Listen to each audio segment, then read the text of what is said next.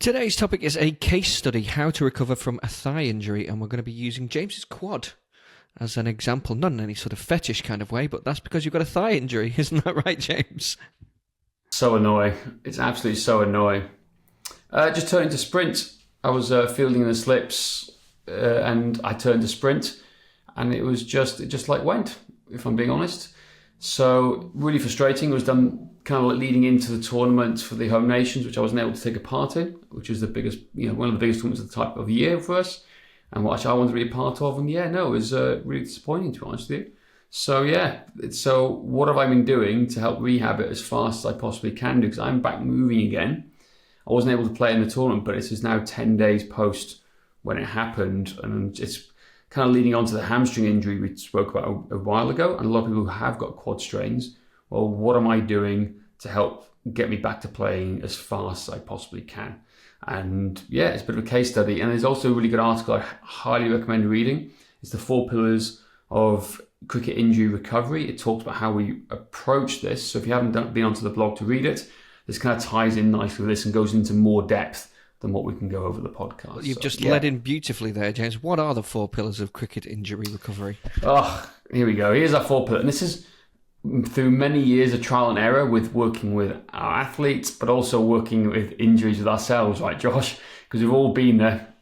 Whether it's from cricket or whether from snowboarding. For me, like I've been there with injuries, and the key phases are this kind of 4 phases we talk about. There's physical rehabilitation, nutrition, which nobody thinks about when it comes to nutrition, mental well-being, okay, we'll talk about that a bit more in a second, and then adequate rest and sleep. That's the biggest pillar, I think. Rest and sleep is so important for everything here. So the 4 of them together is what is your like turbo boost. It's your acceleration pathway to get and to improve your ability to recover and get there faster. So you need all 4 elements here. Most people just touch on phase 1, the physical rehab side of things, and they just hope it gets better sooner, which I can give many examples of, like people who've got hamstring injuries from a few weeks ago. They still haven't done anything and they're still out of playing cricket, whereas I'm hopefully back playing cricket. Well, I was back playing cricket a week later, actually, albeit on one leg and protecting it. But the idea is I should be back, hopefully, come the weekend, less than 2 weeks post-injury now from the system and stuff that I've done to help apply it. So I'm going to talk to in depth about that. So exactly. So as you say, most people do, if they're going to do anything, they do the physical rehab. So they might go and see a doctor or a physio or a chiro, depending on what the injury is. So they touch on that bit. But as you say, they don't really think about nutrition, how important it is to have a good balanced diet to get the vitamins in the middle of the micronutrients you need to help you recover, to help your body recover and reduce inflammation, right? Exactly. And if we go back to the 4 stages are tied around the peace and love protocol. So if we go back to remember, if you listen to the hamstring podcast episode we talk about the peace and love protocol, how we follow it. So peace and love, for those who don't know, I'm going to have to read it off again because I can never remember all of it. But it's peace is all about protect, elevate, avoid anti-inflammatories, compress, educate. So if I'm looking at when I did the actual injury itself, right, first thing I did was protect it, made sure I wasn't going to do anything more on it. I kind of elevated a bit when I was sitting down and at home or in bed a little bit. I tried to elevate under a pillow. I definitely avoided anti-inflammatories for the entire time I've been on here, and then I used compression shorts. I use skins as compression shorts to wear around most of the days to help compress it. And then I kind of educate myself. Why did this happen? So from what I've seen and what I've deducted from the process, I had COVID a few weeks before. So you had been ill, hadn't you? So that doesn't help. Yeah, I've been ill. I was, wasn't sleeping enough because of it, because COVID affects my sleep. Therefore, my body was run down. And I was exerting in sprint activities and training that was going above my means. Now, if I was playing a professional level, I probably wouldn't have played. We're playing club level. We want to play and help out the team. So I played. And because I've got into a full-blown sprint after, batting for a fairly long period before as well, it's all compounded. And it's just led to the body going, nope, stop right there. It's a case of too much load on your body. Exactly. 100% too much load. But also, I'm going to argue as well that in the 3 to 4 weeks of being ill as well, I was out of my regular routine of training, doing yoga, doing mobility work. So I think it's all compounded into here. So it's like, that's my education, that's my learning process I'm going to take into this. It's like, it's not just, it just happened. It's the build up to it of being ill, lack of consistent daily mobility work and yoga, and not having adequate sleep and rest, basically. Do you have any idea what your readiness score was around that time? Well, I could have a look. On your app. Just out of interest, actually, I just thought of that, or what your heart rate variability was. That's a great question. So I use, for those who can't see what I'm doing on my phone right now, I use the Athletic Training app, and I use HRV to determine what's happening. So if I go, look here, recovery,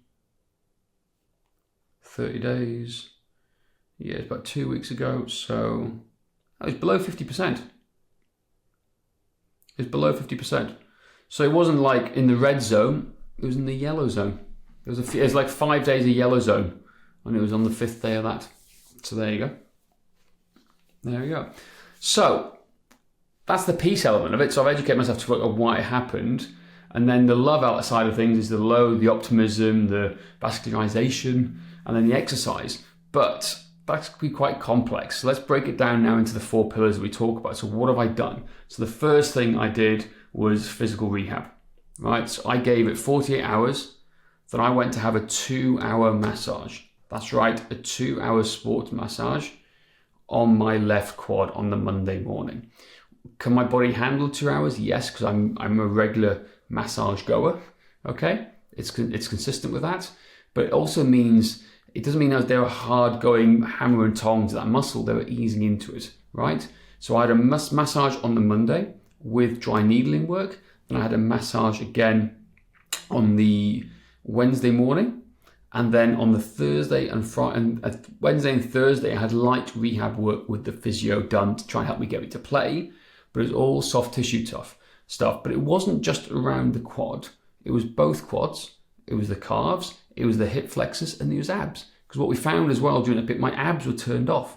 They weren't engaging. So in the muscle testing before, the abs weren't working too. So you've got to look around the site of injury, not just the actual injury itself. And we did soft tissue work on quads, glutes, the abs. They went massively into my abs and psoas, right, in the hip flexors there, right into my calves, and working all around it to try and release everything off. And I would say in the first week, 2, 3, 4, I had about 6 hours of soft tissue work, right? Done in that first week. Now, some people may think, well, I can't afford all of that. I can't do that. That's too. And most of my physios will say, well, come back next week. Well, yes, most physios will say they come back next week. Why? Because they're overworked. They got no time on their books. But the point is, if we want to be treated like a professional athlete to get ready, we've got to train and recover like one too, right? And that's what I'm trying to put myself into, that period of, there's a lot of soft tissue work, not hard going and to wreck my quad, but working alongside to ease that tension out whilst getting all the other muscles working around it too. If you can't go to see a massage therapist or sports masseuse or anything like that though, not the best, but wood foam rolling, lacrosse balls, that kind of thing, you'd have to spend a significant amount of time. We're not just talking about 10 minutes foam rolling it. We're talking about some deep work yourself at home. It's an option, right? It's not the best, but at least it's something. Exactly. I would, definitely use a mobility ball. I use a mobility wad ball, and it's like hard and it's more focused. Foam rollers don't tend to get enough in there. Can't get in deep enough, yeah. No, and that's the problem. Is sometimes it's the muscles, the underlying muscles that you can't get to in the first time. And it takes time to break it down. Rolga roller is good if you've got one. Yeah, they're really good too. But it's a starting point. But to get change, you've got to see a manual therapist to get in there and start doing the work. Okay, and I appreciate it, but you've got a choice. Most people will spend their money going to a physio or sports massage therapist over 6 to 8 weeks to get better, right? Or you spend the same amount of money in less than a week to get you in the path to get back to healing faster. And that's the question you've got to decide whether it's right for you. Okay? And that's what we're saying here now is like, where are you going to formulate your plan here? So my plan is to get back to playing as fast as I possibly can. So I've gone all out to get myself ready again. So, but it's whatever's right for you and the time frame that you want. For me, I want to be back playing as soon as I can. Therefore, I take a professional approach to try and do it. So, alongside that, what was I doing? I was getting the sports massage. I was getting the work around that. But I then also started stretching and mobilizing and holding poses for 2 to 3 minutes at a time, okay, in certain muscles to stretch out. So I'd have the heavy tissue work, but then later on I'd stretch out and start moving as well. I'd be walking a lot in the first week. I wasn't running, I wasn't trying to run, but I'd be stretching and walking a lot to try and get the blood flow back into the area and just say to the body, hey, brain, that's okay. Let it relax a little bit more. It needs to move a little bit. So those are the 2 areas that I was focusing on the first week. Now, in terms of nutrition, very high protein levels, very high protein. So when normally we say 2 grams per kilo, I was aiming for around 2.5 to 3. So I was really upping my protein intake to try and help the muscles repair, the tissues repair. I was taking multivitamins. I was increasing my magnesium. I was taking my vitamin D. So, and I was also hydrating properly with creatine as well. So electrolytes and creatine were a big staple. I was overloading a bit more on the creatine to help muscle repair and muscle synthesis. Is that the word? I don't think that's the right word here now, but that's the whole purpose we were trying to do throughout that process. So, and help you stay optimistic, as in the O for love. Yeah, exactly. In the overlap, exactly, it was. But then, in terms of mental well-being, we talk about physical rehab, we talk about nutrition, but then also, like I said to you, we'll do another podcast soon about it. But I was actually practicing more about meditating as well in the last couple of weeks. So try and calm the body down, bring down that level of parasympathetic nervous system right down as well to help recover alongside it with as much sleep as I could. Now, shout out to Dylan McPhee, who I was rooming with at the Home Nations tournament. He snored, so I didn't get much sleep on 2 of the nights, but I definitely made sure I got sleep in the other days here. But did you smother him with a pillow? Is that how you got sleep after that? He's not alive anymore. So I confessed to a murder live on air. But that was in the first week, guys. I'm now into week 2. And what I'm doing on top of this now is I am now cycling. I am not running. I am definitely not trying to sprint, but I am cycling. I went for an easy hour-long ride on Sunday. I went for a half an hour ride last night. I'll be going for another half hour to an hour ride tonight. But I'm trying to get the movement back in the leg without putting too much strain on it. Light hills.